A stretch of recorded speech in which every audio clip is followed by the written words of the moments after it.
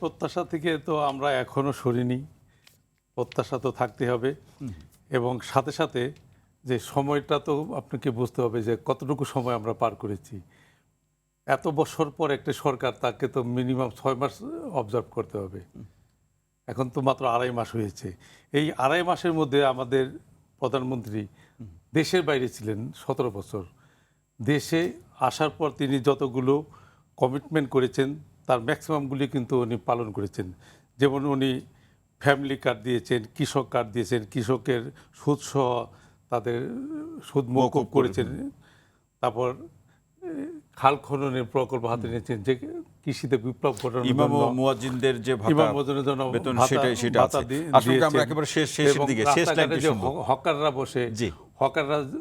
হকাররা বসে রাস্তা ব্লক করে রাখে, হকারদের সরানোর সিদ্ধান্ত হয়েছে। কিন্তু সাথে সাথে এমনও সিদ্ধান্ত হয়েছে হকারগুলো তো আমাদের দেশের জনগণ, তাদেরকে পুনর্বাসন করারও তো সিদ্ধান্ত নিয়ে হকার কার্ডও বন্ধ করা হয়েছে। আশফাক ভাই, শেষ লাইন কি বলবেন? শেষ লাইন হিসেবে কি বলবেন? আমি এটা বলবো, এই দেশটা আমাদের, এই দেশের মাটি আমাদের, এই দেশে আমরা জন্মগ্রহণ করেছি, এই দেশে আমাদের মৃত্যুবরণ করতে হবে। সবাই মিলেই দেশকে রক্ষা করতে হবে। দেশটাকে যদি ভালোবাসতে হয় তাহলে সকলে মিলে সরকারকে সহায়তা করতে হবে। বিরোধী দল যদি মনে করে, বিরোধী দল যদি মনে করে যে সরকারকে ব্যর্থ করবে, তাহলে কিন্তু বিরোধী দল নিজেও ব্যর্থ হবে। কারণ তাহলে দেশ ব্যর্থ হয়ে গেলে কেউ কিন্তু শান্তিতে থাকতে পারবে।